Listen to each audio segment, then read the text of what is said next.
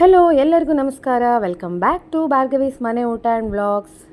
ನಾನಿವತ್ತು ತುಂಬಾ simple recipe ಶಾವಿಗೆ ಉಪ್ಪಿಟ್ಟು ಹೇಗೆ ಮಾಡೋದು ಅಂತ ತೋರಿಸ್ತಾ ಇದ್ದೀನಿ.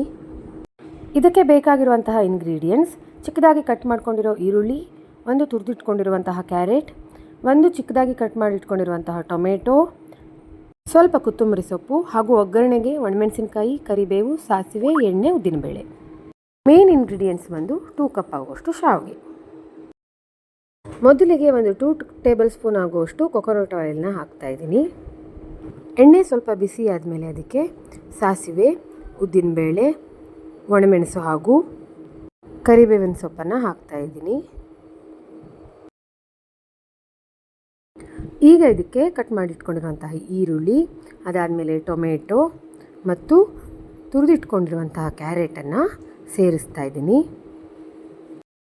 ಇದನ್ನು ಚೆನ್ನಾಗಿ ಫ್ರೈ ಮಾಡ್ಕೋಬೇಕು. ಒಂದು 2-3 ಮಿನಿಟ್ಸ್ ಇದನ್ನು ಫ್ರೈ ಮಾಡ್ಕೋಬೇಕು. ನಾನಿಲ್ಲಿ ಒಂದು 4ರಿಂದ 5 ಗೋಡಂಬಿಯನ್ನು ಸಹ ಹಾಕ್ತಾಯಿದ್ದೀನಿ. ಈಗ ಇದಕ್ಕೆ ನಾವು ಹುರಿದಿಟ್ಕೊಂಡಿರುವಂತಹ ಶಾವಿಗೆಯನ್ನು ಸೇರಿಸಬೇಕು. ಇದನ್ನು ಕರೆಕ್ಟಾಗಿ ಮಿಕ್ಸ್ ಮಾಡ್ಕೋಬೇಕು. ಇದನ್ನು ಅಷ್ಟೇ ಒಂದು 3 to 4 ಮಿನಿಟ್ಸು ಚೆನ್ನಾಗಿ ಫ್ರೈ ಮಾಡ್ಕೋಬೇಕು.